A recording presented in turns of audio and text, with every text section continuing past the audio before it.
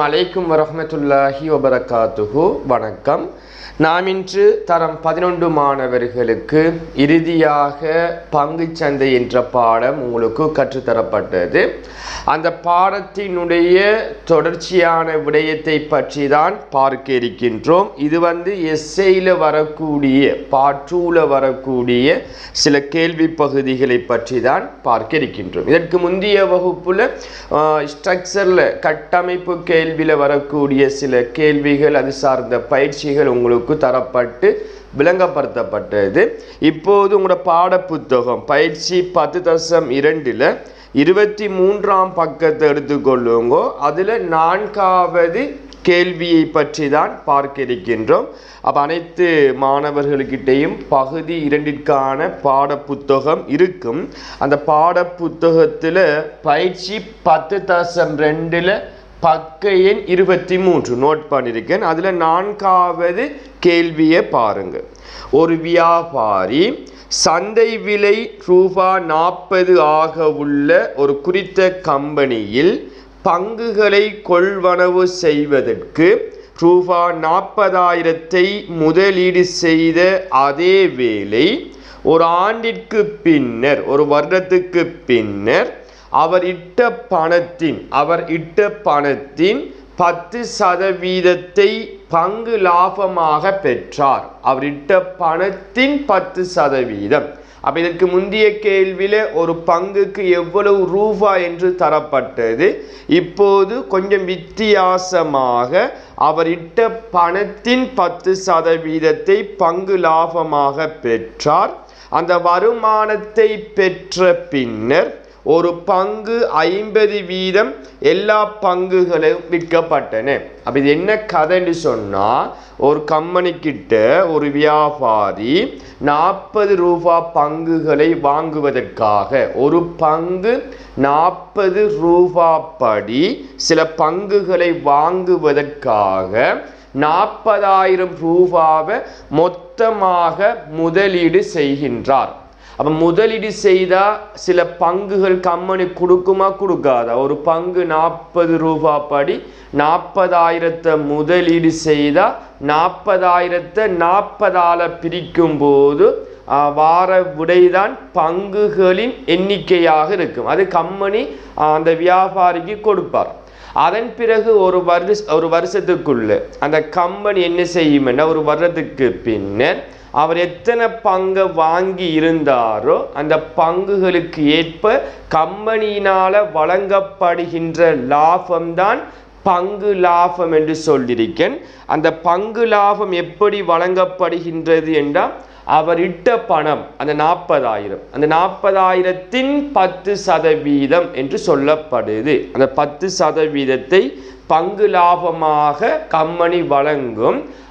அதை பெற்றுக்கொண்ட பின் 40 ரூபாய் படி வாங்கின பங்குகளை ஒவ்வொன்றையும் ரூபாய் 50% என்ன செய்வார்? ரூபாய் 50 ரூபாய் படி விற்று கொள்வார். இதுதான் இந்த கேள்வியினுடைய சமரியாக இருக்கு. இப்போ ஒவ்வொரு கேள்வியாக பார்ப்போம். ஃபர்ஸ்ட் கேள்வி, முதலாவது கேள்வியை பாருங்க. வியாபாரி கம்பெனியிலிருந்து பெற்ற ஆண்டு பங்கு லாபம் யாது? அப்போ ஆண்டு பங்கு லாபம் 10% என்று சொல்லப்படுது. அப்போ சதவீதம் என்று சொன்னால் 100 பெறுமதி. அவர் இட்ட பணம் 100 ரூபான்னு சொன்னால் கம்பெனியினால் வழங்கப்படுகின்ற பங்கு லாபம் 10 ரூபாய் என்று வரும். ஆனால் அவரிட்ட முதலீட்டு பணம் 40,000 என்பதனால 40,000-ஆல் பெருக்க வேண்டும். இப்போது சுருக்கலை பாருங்க. 2 பூஜ்ஜியமும் 2 பூஜ்ஜியமும் வெட்டுப்படும். 410-ஆல் பெருக்கினா கம்பெனியினால் வழங்கப்படுகின்ற பங்கு லாபம் ரூபாய் 4,000 என்று விடை கிடைக்கும். சரிதானே? ரைட். இப்போ இரண்டாவது கேள்வியை பாருங்கள். அதில் 4வதுல இரண்டாவது கேள்வி, கம்பெனி ஒரு பங்கிற்கு ஆண்டுதோறும் செலுத்திய பங்கு லாபம். அப்போ ஒரு பங்குக்கு கம்பெனி எவ்வளவு லாபம் கொடுக்கும் என்று கேட்டால், அதை கண்டுபிடிப்பதற்கு முதல் பங்குகளினுடைய எண்ணிக்கையை கண்டுபிடிக்க வேண்டும். அப்போ மொத்தமாக எவ்வளவு பணம் முதலீடு செய்கின்றார்? 40,000. ஒரு பங்கை எவ்வளவு படி வாங்க போகின்றார்? 40 ரூபா படி. ஸோ 40ஆல் பிரிக்கக்குள்ள 0 வெட்டுப்படும். 4004ஆல் பிரிக்கும் போது 1000 பங்குகள் என்று விடை வரும். 1000 பங்குகள். அந்த 1000 பங்குக்குந்தான் கம்பெனியினால் வழங்கப்படுகின்ற அந்த லாபம், பங்கு லாபம் மொத்தம் 4000 என்று சொன்னால் ஒரு பங்குக்குரிய லாபத்தை கேட்கணும். ஒரு பங்கிற்குரிய பங்கு லாபம் எவ்வளவு? ஒரு பங்கிற்குரிய பங்கு லாபம். அப்போ மொத்த பங்கு லாபத்தை எத்தனை பங்கு வாங்குகின்றாரோ அந்த பங்குகளின் எண்ணிக்கையால் பிரிக்கும் போது 3 வெட்டுப்படும். 4 ஒன்றால் பிரிக்கும் போது ரூபா 4 என்று வரும். அப்ப கம்பெனி ஒரு பங்குக்கு ரூபா 4 பங்கு லாபம் வழங்கப்படும் என்கிறத புரிந்து கொள்ள வேண்டும். இது 2வது கேள்விக்கு விடையாக இருக்கும். ரைட், இப்ப 3வது கேள்வியை பாருங்கடா. வியாபாரி பங்குகளை விற்பதன் மூலம் பெற்ற பணம். அப்ப வியாபாரி 40 ரூபாய் படி வாங்கி அந்த வியாபாரி என்ன செய்வார்? 50 ரூபாய் படி அந்த பங்கை விற்றுக்கொள்வார். அப்ப 50 ரூபாய் படி எத்தனை பங்கு விற்றுக்கொள்வார்? அவர்கிட்ட இருக்கிற பங்கு மொத்தம் 1000 பங்கு. அப்ப 50 1000ஆல் பெருக்கும் போது 50000 ரூபாய் என்று விடை கிடைக்கும். அப்ப இந்த 50000 ரூபாய்ங்கிறது லாபமாக இருக்காரு. அவர் வாங்கின அந்த மொத்த பணம் 40000 இதுக்குள்ளதான் இருக்கும். பங்குகளை விற்று பெற்ற லாபம், அந்த லாபத்தினுடைய பெயர் மூலதன இலாபம் என்று போன வகுப்புல சொல்லியிருப்பேன். மூலதன லாபம் என்றால் அவர் 40 ரூபாய் படி வாங்கி 50 ரூபாய் படி விற்றுக்கொள்கின்றார். அப்போ ஒரு பங்கை விற்பதனால ரூபா 10 ரூபாய் லாபம் கிடைக்கும். அந்த 10 ரூபாய் லாபத்தை சொல்லுவாங்க ஒரு பங்கின் மூலதன லாபம். மூலதன லாபம்ங்கிறது அவர் வாங்கின விலையை விட கூட்டி விற்பார் என்று சொன்னால் லாபம் கிடைக்கும். வாங்கின விலையை விட குறைத்து விற்பார் என்று சொன்னால் மூலதன நட்டம் கிடைக்கும். ஸோ இது மூலதன லாபம். அப்போ ஒரு பங்கை 40 ரூபாய் படி வாங்கி 50 ரூபாய் படி விற்றுக்கொள்கின்றார் 1000 பங்கையும். அப்போ 50000 என்று வரும். இந்த 50000க்குள்ளதான் அவர முதலீட்டு பணமும் காணப்படும் என்பதை புரிந்து கொள்ள வேண்டும். இப்போ 4வது கேள்வி. 4வது வியாபாரிக்கு கிடைக்கும் மூலதன லாபம். நான் சொன்ன மாதிரி கேள்வி ஒன்று வருது பாருங்க, மூலதன லாபம். அப்போ இது மொத்தம் இந்த 50000ங்கிறது அந்த 2 விடயமும் காணப்படுது. அவரை முதலீட்டு பணமும் இருக்கு, அந்த பொருளை விற்று கிடைத்த லாபமும் இருக்கு. அப்போ 50000 அவரை முதலீட்டு பணம், அவரை சொந்த பணத்தை கழிக்கும் போது மீதியாக வருகின்ற பணம் தான் அந்த பொருட்களை விற்று கிடைத்த பணமாக இருக்கும். அந்த பணத்தினுடைய பெயர் தான் மூலதன லாபமாக இருக்கும் என்பதை புரிந்து கொள்ள வேண்டும். இதே போன்று இப்ப கடைசி கேள்வியை பாருங்கடா. வியாபாரியின் மூலதன லாபத்தை, மூலதன லாபம், அப்ப இதுல 2 லாபம் இருக்கு, பங்கு லாபம், மூலதன லாபம். மொத்த வருமானம் என்று கேட்டா பங்கு லாபத்தையும் மூலதன லாபத்தையும் கூட்டணும். அவன் எந்த லாபத்தை மட்டும் மென்ஷன் பண்றான்? மூலதன லாபத்தை மட்டும் மென்ஷன் பண்றான். அந்த பணத்தை, மூலதன லாபத்தை முதலிடப்பட்ட பணத்தின் சதவீதமாக காட்டுங்க. அப்ப முதலிடப்பட்ட பணம் எவ்வளவு? 40000. எந்த பணத்தின் சதவீதமாக கேட்கான்? மூலதன லாபத்தை மட்டும் கேட்கான். மொத்த வருமானம் என்று கேட்டா மூலதன லாபத்தையும் பங்கு லாபத்தையும் கூட்டி தான் மேலே போட வேண்டும். அவன் மூலதன லாபத்தை மட்டும் சொல்றதால மூலதன லாபத்தை மட்டும் போட்டு சதவீதம் என்பது 100 பெறுமதி என்று உங்களுக்கு தெரியும். அப்ப இதை சுருக்கினா இந்த 5வது கேள்விக்கு விடை கிடைக்கும். அப்ப 2 பூஜ்ஜியமும் 2 பூஜ்ஜியமும் வெட்டுப்படும். மேலுக்கு வார 2 பூஜ்ஜியமும் கீழுக்கு வார 2 பூஜ்ஜியமும் வெட்டுப்படும். 100 4ஆல் வகுத்து கொள்ளும் போது விடை 25% இருக்கும். அப்ப 5வது கேள்விக்கான பதில் 25% ஆகும். அதே பக்கத்தில் 23ஆம் பக்கத்தில் 7வது கேள்வியை பாருங்க பிள்ளைகள். ஒரு பங்கிற்கு ஆண்டு பங்கு லாபம் ரூ.6 செலுத்தும் கம்பெனி ஒன்றின், ஒரு பங்குக்கு ரூ.6 செலுத்தும் கம்பெனி ஒன்றின் சந்தை விலை ரூ.40 ஆக உள்ள 1000 பங்குகளை உடைய ஒரு முதலீட்டாளர் அப்பங்குகளை ஒரு வருட பங்கு லாப வருமானத்தை பெற்ற பின் அவற்றின் சந்தை விலை அதிகரித்த சந்தர்ப்பத்தில் விற்றார்.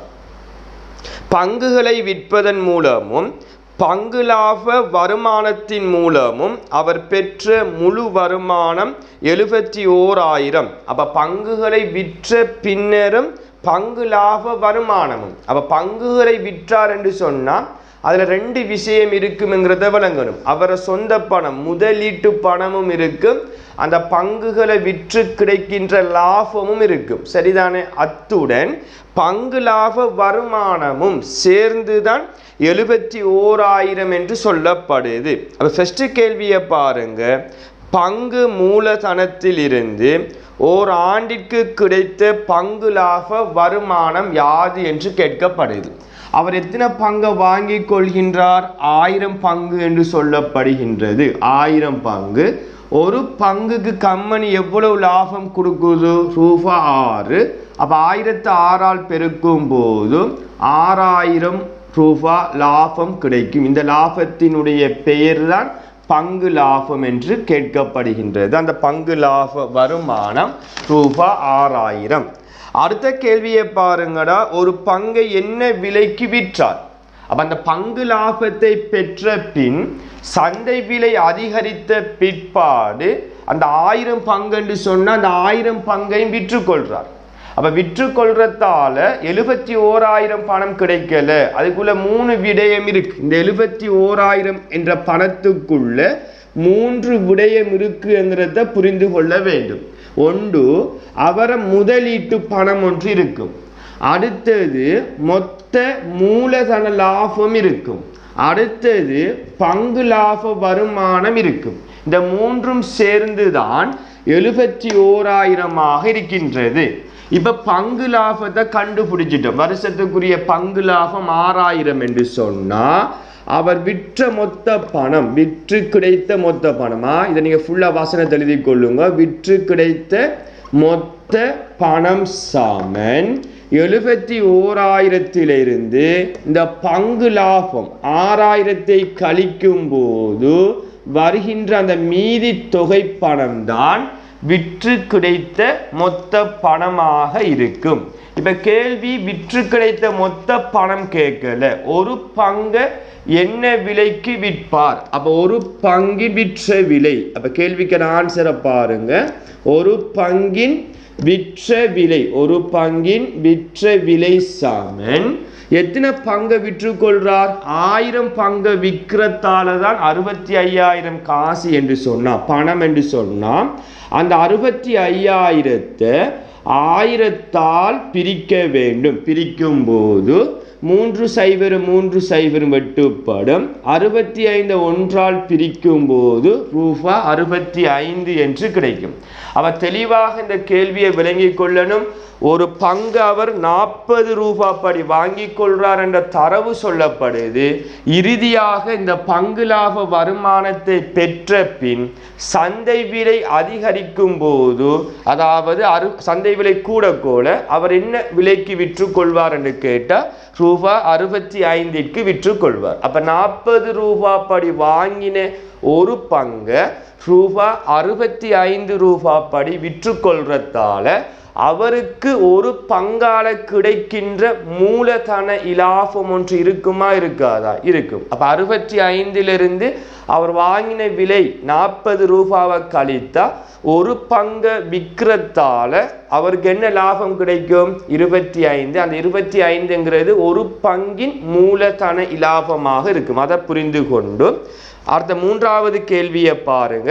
அவர் பெற்ற மூலதன இலாபத்தை காண்க. அப்ப இதை 2 முறையில செய்யலாம். மெத்தட் 1 எப்படி என்று சொன்னா, நான் இதுக்கு முதல் சொன்ன ஒரு பங்கின் மூலதன லாபத்தை கண்டுபிடிப்போம். ஒரு பங்கின் ஒரு பங்கின் மூலதன இலாபம் சமன் 65 விற்ற விலையிலிருந்து வாங்கின விலையை கழிப்பீங்கன்னு சொன்னால் 25 ரூபான்னு வரும். இப்போ மொத்த மூலதன இலாபம் சமன் என்ன செய்யணும்? 25 ஒரு பங்கை விற்கிறதால 25 ரூபாய் லாபம் என்று சொன்னால் எத்தனை பங்கு இருக்கு? 1000. 1000ஐ விற்பதனால் 25,000 லாபம் கிடைக்கும். இதுதான் மொத்த மூலதன இலாபம். ஒரு மெத்தட்.